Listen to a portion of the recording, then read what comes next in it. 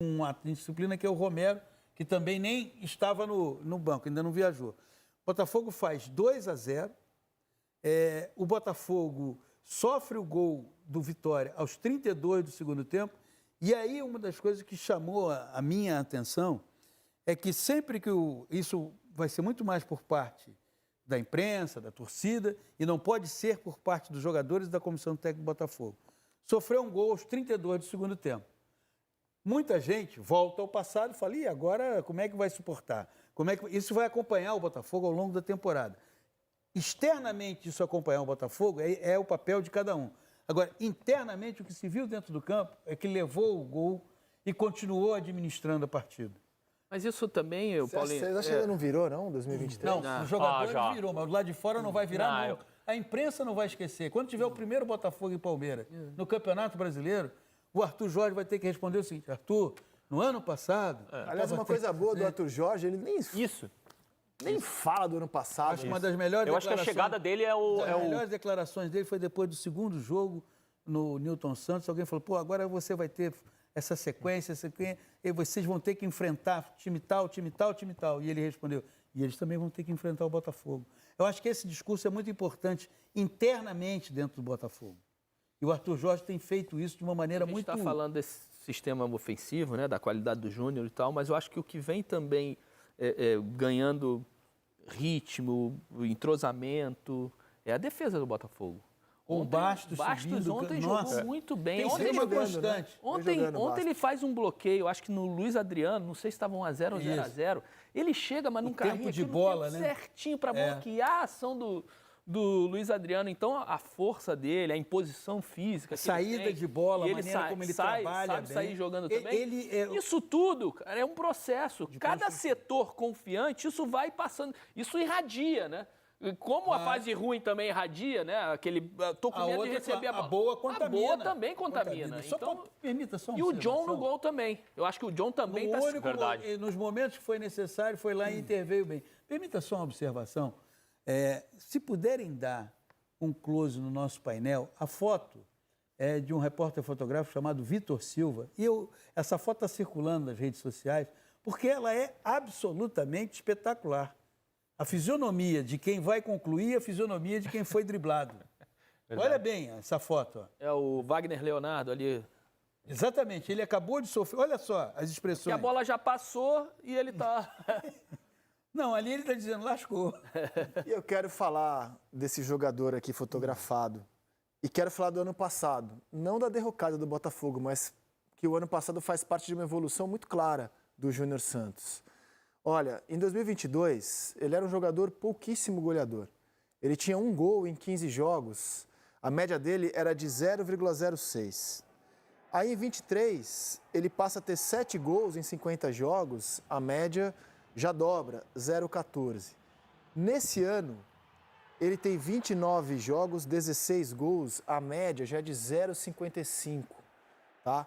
Só, assim, olha que impressionante a evolução desse jogador em números. Sim. Como ele se tornou um jogador, com o passar dos anos, com faro de gol. O Eric outro dia usou uma expressão aqui, o chamou de locomotiva, né? Foi a definição que o Eric usou. Cada vez mais a confiança que você percebe nele. Ele ia fazendo o terceiro gol, que é também numa jogada em que ele arranca. E olha, vou te dizer, a marcação tem uma enorme dificuldade em interromper a arrancada dele, em parar essa arrancada. É um jogador que está cada vez... E atuando agora numa posição que não é a posição mais comum, onde naturalmente onde ele atuava com mais frequência, que geralmente atuava aberto. Pela direita. Se nós pudermos repetir o segundo gol, a movimentação que ele faz...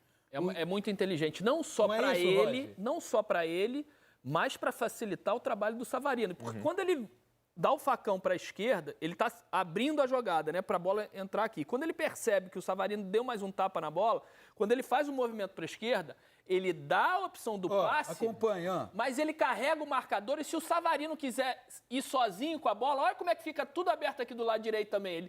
o Savarino poderia carregar a bola para o lado direito. Então ele faz um movimento para ter duas opções de jogada, né? A jogada do passe dele e a jogada individual do Savarino. E ele enche o zagueiro de dúvida. É isso. O zagueiro fica, Acompanha. desde antes fora da área, fica, para onde eu vou? E aí tem uma coisa que trouxe o Roger aqui, que o jogo mostrou muito, que é o seguinte: o Savarino tendo essa possibilidade também de flutuar, de entrar por dentro. Por exemplo, na semana passada contra o Universitário, o gol do Jefinho é com um toque do Savarino. Por dentro também, pelo meio. E aí ele coloca o Jefinho. Quer dizer, o Savarino ele não é um jogador que vai ser assíduo na marcação. Ele não tem essa vocação de frequentemente estar ali marcando, correndo atrás de alguém. Mas ele ocupa bem o espaço. Mas ele sabe ocupar o espaço. E quando o Botafogo recupera essa bola, se você quiser fazer essa passagem, defesa, meio de campo, ataque, com rapidez, ele é o jogador ideal para fazer isso. Sabe que eu acho que o crescimento do Júnior tem a ver com assumir papel de protagonista? Tem gente que não assume. Tem gente que não assume. Tem gente que quando começa o holofote a aparecer, pipoca. Ai, não, eu prefiro jogar do meu ladinho ali, dar duas arrancadas e jogar a bola para dentro. Parece que ele falou assim, comigo? Eu assumo essa bronca. Pode deixar a bola aqui, é para jogar por dentro, centroavante. E aí ele está à vontade. Tá. Ele está à vontade, pode jogar o holofote nele, pode dar a pressão para cima dele. E aí lembro, o gol que ele fez contra a LDU, decisivo, 2-1 no Newton Santos, gol da vitória. Esse gol de ontem, o gol contra o Bragantino e Bragança Paulista, por mais que tenha sido só botar pra dentro, quem que tava ali na posição de centroavante acompanhando a jogada? A jogada do Hugo, que trombou com o zagueiro lá, veio por dentro, ele A pré-Libertadores inteira foi dele. Então, ele é artilheiro da Libertadores. Tem a ver com o crescimento tático dele, de entender que ele pode funcionar em outra área, em outra determinada posição, que essa posição dá para ele mais protagonismo, e ele fala assim, então eu quero também, pode jogar o holofote em mim, que eu sei que posso ser até pressionado, mas é uma delícia ter esses momentos, né, de definidor, de herói de jogo, de homem mais importante, e ele está tratando isso com naturalidade. E aí se especulava no começo do ano, com a vinda do Jefinho, do Luiz Henrique, que ele perderia a posição. Savarino, Jefinho e Luiz Henrique. É assim. Hoje é quem joga. Claro. Quem joga com o monstro da quarta-feira. Mas o monstro da quarta-feira, ele tem a ambição. Hoje não, já tem uns 3, 4 meses para trás. Isso está diretamente associado à ambição. No intervalo, na volta das duas equipes para o segundo tempo, o repórter que estava cobrindo o Botafogo disse, eu falei rapidamente aqui com o Arthur Jorge, e ele me disse que a equipe tem que continuar com a ambição de querer ganhar, já estava vencendo de 1-0. Eu acho que quando você, qualquer setor da vida, mas num time de futebol, ele tem que ter ambição. A palavra que o Roger usou, protagonismo, o protagonismo é resultado da ambição. Se você não for ambicioso, você não é protagonista. Você vai passar a vida inteira como coadjuvante, muitas vezes como A maioria figurante. adora ser coadjuvante, PC. Hein? Adoram ser coadjuvante. Sim. Pô, o salário ele quer ter de protagonismo, mas como adora ser coadjuvante? Fala, não, quem tem que decidir é o Isaac lá. Olha que entra. Não, estou marcado no Martim aqui. Não dá não que eu estou marcado no Martim. Agora, desenvolver... Eu concordo com você. Tem muitos que, poxa, eu nasci para ser... coadjuvante com salário de protagonista, entendeu? Agora, ele não, ele quer ser protagonista. Resultado da ambição. E essa ambição, ela está se transformando numa ambição coletiva. Se você for ver, no início do ano, o Marlon Freitas era um jogador que a torcida pegava no pé, porque, como toda torcida, ela elege vilões e heróis. Um dos vilões, injustamente, diga-se de passagem, pelo fracasso do ano passado. Fracasso do Botafogo no ano passado, um dos vilões foi eleito foi o Marlon Freitas, que injustamente. Pois bem, esse ano ele está querendo, cada vez mais, ele está dominando esse meio de campo na qualificação do passe. Ele é um jogador que qualifica muito bem esse passe. Jogador que está sendo estimulado cada vez mais a jogar para frente. Não a jogar para o lado e para trás, que isso também é outra coisa mole, né, Roger? Jogador de meio de campo, joga para o lado. Jogador de marola. Toda hora você o treinador que falava assim, só quer ficar na marola? Na arrebentação você não vai, né? Esticar o jogo lá na arrebentação, entrar na área. Na marola todo mundo gosta, né? Que pegar ondinha na marola. Vai na arrebentação. O narrador fala o nome dele 15 vezes no jogo, porque ele recebe, toca para o lado, toca para trás, aí quando a câmera abre, ele está marcado. No campo do adversário ele está sempre marcado. Não, o passe dele no primeiro gol é... E assim, é uma história de carreira linda, né? Porque ele só foi ter a primeira chance no futebol profissional com 22 anos, cara. Jogava na várzea, né? Ele não teve a formação de base, chegou a trabalhar como caixa de supermercado. O que eu digo nessa bola, né? Olha só como é que o zagueiro tenta dar de qualquer jeito na primeira, o segundo deixa eu sair da bola, preciso tocar em mim, bate, entra, e o Luiz Henrique pega nela e entra. Então essa bola do Cuiabá não é importante. Ó, lateral e pontas. É esse tipo de jogada que tem que fazer toda hora. Chegar no fundo em velocidade, bota na área. E assim, bota na área nessa altura, né? Não adianta também vir com aquela... Eu tava contando a trajetória dele. Primeira oportunidade, cara, foi com 22 anos. Né? No Oswaldo Cruz, né? Um time nanico. Com 22 anos, quem não conseguiu ser jogador, geralmente acabou, cara. Só com muita perseverança. E ele foi, cara. Hoje ele tem 29. Perseverança e talento, né? Hoje ele tem 29. Tá numa evolução absurda, que a gente já mostrou em números. Eu acho que o Botafogo foi muito sábio também no negócio com ele, né? Porque quando ele começa a fazer sucesso, ele estava emprestado do futebol japonês. Aí pedem 20 milhões de reais, o Botafogo fala que não. Ele vai para o Fortaleza, não acontece no Fortaleza, não consegue jogar lá. Não, ele era do Botafogo. Aí o Botafogo vende para o Japão. Sim. E aí no Japão ele se ventila a volta dele, aí os japoneses pedem muito dinheiro. Eu acho que é o contrário, não? Não. Ele estava emprestado, é o contrário. Ele estava emprestado do futebol japonês. Pro Botafogo. Pro Botafogo. Ah, tá. Aí o Botafogo... Mas aí ele volta pro Japão. Então, o Botafogo pedem 20 milhões de reais no jogador, o Botafogo não paga. Aí o Fortaleza paga lá um valor, que era 3 milhões e 600, ele vai pro Fortaleza, não acontece. E o Fortaleza repassa ele pro Botafogo pelo valor que o Botafogo sempre quis pagar nele no começo, que era esses 3 milhões e 600. Então é também uma história como o Botafogo soube cuidar bem do negócio, assim, não cedeu ao negócio. E um jogador que, cara, parece Mas se tivesse comprado pelos 20, também estava valendo. Hoje valeria a pena, eu sei, mas é que assim, na época, ele não era um jogador de 20 milhões. Hoje ele vale quanto? O PC? Quanto que vale um jogador desse tamanho hoje no Botafogo? O que ele tá fazendo? E que história, né, cara? E, ó, eu vou seguir aqui, tá? Porque o programa é mais curto, temos que andar. Quero falar do Botafogo com o Arthur Jorge, que nos últimos 10 jogos tem 8 vitórias, cara. Um empate e uma derrota. É impressionante o que o Botafogo faz nos últimos 10 jogos com o Arthur Jorge, cara. Impressionante. A solidez do time, né? Tem o melhor ataque do Campeonato Brasileiro. A derrota é pro Bahia, 2-1. E o empate, com o Fortaleza no Castelão.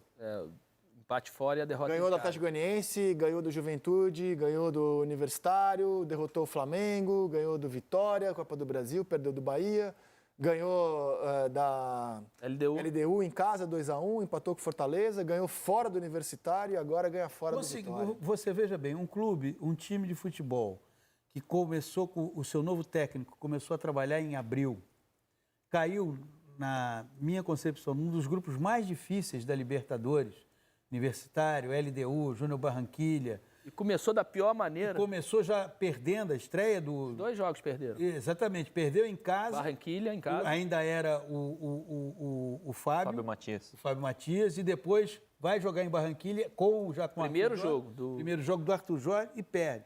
Conseguiu a classificação à próxima fase da Libertadores com uma rodada de antecedência. Caiu no sorteio da Copa do Brasil, pegou um adversário de Série A. Que está passando, mas é um adversário de Série A, foi campeão da Série B, foi campeão baiano, em cima do todo-poderoso Bahia, do ponto de vista econômico. Vitória, o trabalho do Léo Condé deu à Vitória um título de Série B e deu um título de campeonato baiano. E você pega esse Vitória decidindo no Barradão. Então, assim, o Arthur Jorge não tem 2 meses treinando esse time. Não tem 2 meses.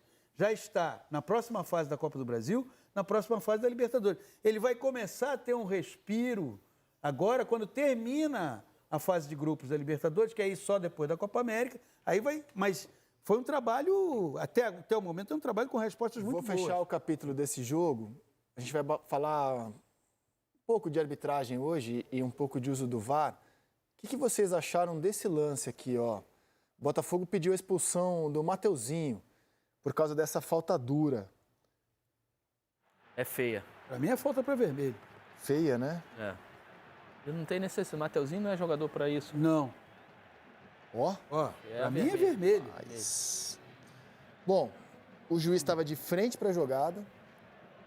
E o VAR não por aplicar amarelo e o VAR não fez a intervenção. Ó, o juiz estava de frente pro lance, ó. de frente pro lance. A bola é o 10º objetivo ali, né? Mas aí eu vou falar uma coisa. O juiz viu o lance e interpretou do jeito dele de dentro de campo. Se há um erro aí, o erro é do árbitro de campo. O VAR não pode ser muleta. Não, veja bem, para mim é vermelho, mas o Rodrigo, ele viu, entendeu que não era para vermelho, José amarelo, de Lima. segue o jogo. O grande problema é que você pode pegar um outro árbitro na mesma posição, com a mesma visão de lance, e aí vem o VAR, intervém e diz assim, vem aqui, dá uma olhada. Esse é o grande problema. Mas tem que ter um critério, assim, eu acho, pelo menos, né? Porque, assim, o futebol inglês está debatendo, vai colocar em votação, dificilmente vai passar, mas... Será? Não vai. A tendência é que o VAR seja mantido. Mas vai colocar em votação que a continuidade ou não do VAR. 2/3 dos clubes têm que tem que votar pela saída do VAR. Dificilmente vai acontecer. Mas, por exemplo, Jürgen Klopp, cuja inteligência acho que é inquestionável, deu uma opinião forte, que ele acha que do jeito que o VAR está sendo utilizado hoje, ele traz mais dano do que benefício. Isso na Inglaterra. Isso, eu ia falar. E olha que lá o VAR Então, se o Klopp está falando isso, e se os ingleses vão debater, eles que têm a melhor arbitragem do mundo, arbitragem profissional, é um caso de debate sobre o uso do VAR. E a gente vai entrar nesse debate também mais para frente, quando for falar da anulação do gol do Galo. A Suécia não quis o VAR, por exemplo. É o único país assim, relevante no futebol que falou, não queremos. Votaram, decidiram. A questão é como ele é operado. Não queremos. A questão não é a presença do VAR. Porque, assim, mas lá eles são contra, não querem mesmo. Você acha que é vermelho? Eu acho que é vermelho também. Mas não se trata do que a gente acha. Se trata de você começar a estabelecer critérios para que o VAR tenha um funcionamento que traga mais benefício do que prejuízo ao futebol. E uma delas é a celeridade das decisões tomadas e que a arbitragem de campo ainda tem que ser, a menos que haja um erro claríssimo daqueles escandalosos, ela tem que ter a soberania da partida ainda. Não pode ser uma central do apito. O VAR foi criado para isso. Né? Se você ler o protocolo original, ele é lindo. Exato. Assim, se acontecer isso aqui, vai ser maravilhoso. Mas já entramos nesse debate. Não foi o que aconteceu. Agora vamos... Fala aí, rapaziada, trazendo mais um vídeo aqui no nosso canal. E mais um vídeo falando do Botafogo. O Botafogo que venceu o Vitória por 2-1 fora de casa e está classificado para as oitavas de final da Copa do Brasil. Os gols do Glorioso marcados pelo Luiz Henrique e pelo Júnior Santos, que vem brilhando com a camisa gloriosa, né? Vem jogando muito aí no Botafogo, o Júnior Santos, recebendo elogios aí da mídia esportiva. Você que ainda não é inscrito no nosso canal, se inscreva, ativa o sininho das notificações para você não perder nada. Aqui nós trazemos pré-jogo, pós-jogo, entrevista, coletiva, tudo você encontra aqui no nosso canal Golaço Esportes React. Gostou desse vídeo? Deixa o seu like, compartilha aí nos seus grupos do Telegram, do WhatsApp. Forte abraço a todos e até nosso próximo vídeo aqui no nosso canal.